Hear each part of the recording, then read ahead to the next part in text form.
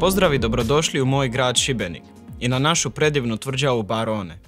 Moje ime je Jure i ponosno ću vas provesti kroz burnu povijest moga grada.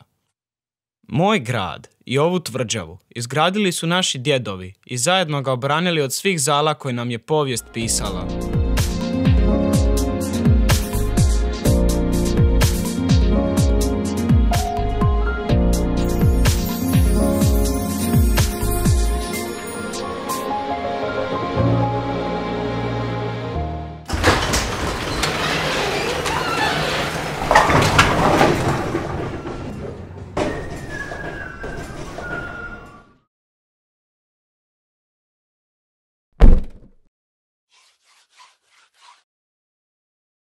Pokazat ću vam kako su naši djedovi branili tvrđavu topovima.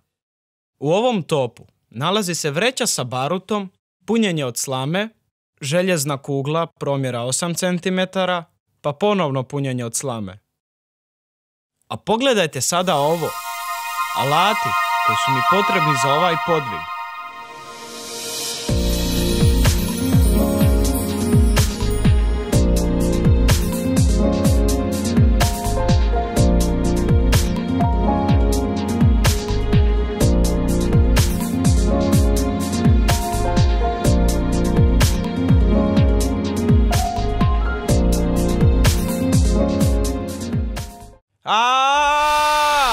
Čuvaj!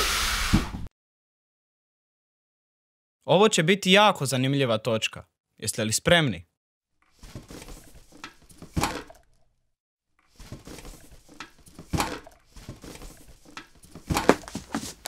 Opet mi treba moja čarobna kocka. I Frane. Sada smo spremni za ovu priču veliku. U listopadu godišća 1646. godine